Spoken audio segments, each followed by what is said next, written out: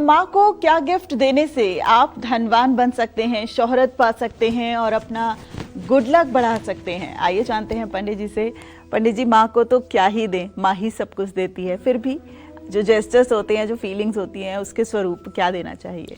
देखो बेटा, ऐसा है कि जैसे माँ बाजार से आई और उसने 2 टॉफियां लाई, एक बेटे को पकड़ा दिया, एक बेटी को पकड़ा दिया। मान लो बेटी ने टॉफी खोल करके खाना शुरू कर दिया और बेटे ने टॉफी खोली जरूर, लेकिन वो ले जाकर पहले मम्मी को खिला रहा है। मम्मी पहले तुम थोड़ा सा खा लो तब मैं खाऊंगा, तुम खा लो। मम्मी खाएगी नहीं उसको, बल्कि उस बेटे को अपने गोद में बैठा करके उस टॉफी को खिलाएगी। बिल्कुल। इसी तरह से चाहे जगत जननी जगदम्बा माँ विंध्यवासिनी हो, चाहे दुर्गा हो, चाहे महाकाली हो, चाहे महासरस्वती हो, जो भी देवियां हैं, उनको जब हम कोई नैवेद्य निवेदित करते हैं तो उससे पोषण हमारा ही होता है। उसी तरह से जो अपनी माँ है वो किसी उपहार की भूखी नहीं है, वो तो हरिश्चंद्र से भी बड़ी दानी है। उसने तो आपको जीवन दान दिया है, उसको आप क्या दोगे?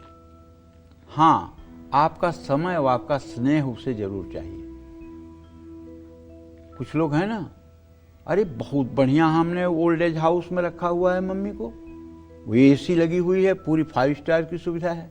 अरे माँ 5 स्टार की सुविधा नहीं चाहती, माँ तो बिना पंखे वाले घर में भी रह लेगी, लेकिन उसका बेटा सुबह शाम 10 मिनट उसके पास बैठे और उससे पूछे कि माँ आज तूने क्या किया दिन भर में, तू कैसी है, तुझे किस चीज़ की ज़रूरत है, तू कहीं चलना चाहती है, तू क्या करना चाहती है। अगर 10 मिनट सुबह और शाम बेटा जा कर के माँ के पास बैठ करके बात कर ले तो उस माँ को बैकुंठ से ज़्यादा यही सुख मिलेगा। बिल्कुल। और आप पैसे वाले हैं, कह रहे हैं मैंने तो अपनी माँ को 5 स्टार होटल से ज़्यादा सुविधा दे करके ओल्ड एज हाउस में रखा है।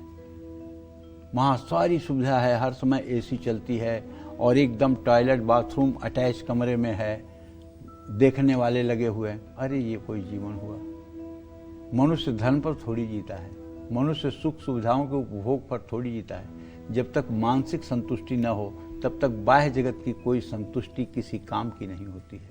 अंतर जगत की संतुष्टि यहाँ से होती है। इसलिए हर माता पिता के जो बच्चे हैं उनसे मैं यही कहना चाहूँगा कि आप अपने माता पिता को उपहार भले कम दीजिए, उन्हें वैभव भले कम दीजिए, आप अपने सामर्थ्य के अनुसार दीजिए, लेकिन उन्हें समय दीजिए, उन्हें अपनापन दीजिए, उन्हें अपनापन दीजिए, उन्हें ये अनुभव हो कि हाँ मेरा बच्चा है, और वो आपके परिस्थितियों को देख करके ही आपसे अपेक्षा करेंगे। अगर किसी बूढ़ी माता का बेटा अमेरिका में हो और 2 साल से स्ट्रगल कर रहा हो, उसके पास नौकरी ना हो और वो बूढ़ी माता के लिए यहाँ खाने के लिए ना हो, कोई बूढ़ी माता से बात करेगा तो बूढ़ी माता ये नहीं कहेगी कि मेरे पास खाने के लिए नहीं है, कहेगी कि भैया मेरा बेटा 2 साल से उसकी नौकरी नहीं है अमेरिका में, भगवान से यही प्रार्थना है कि उसकी नौकरी लग जाए।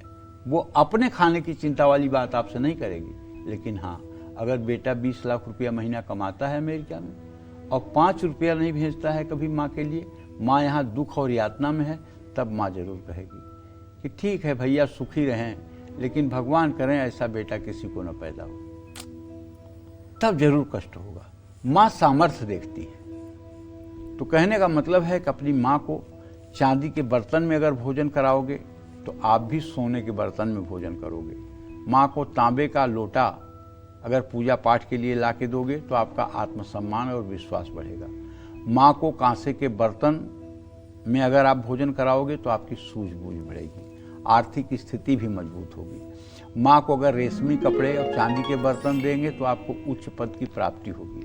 माँ को सोने की अंगूठी और सोने की चूड़ियाँ देंगे तो आपकी यश और कीर्ति बढ़ेगी। माँ को पीली साड़ी और सोने की अंगूठी एक साथ देने से आपको संतान का सुख मिलेगा, आपकी संतान आज्ञाकारी होगी। माँ को लाल कपड़े और लाल फल देने से आपका भाग्य हमेशा मजबूत रहेगा। जय माँ विंध्यवासिनी।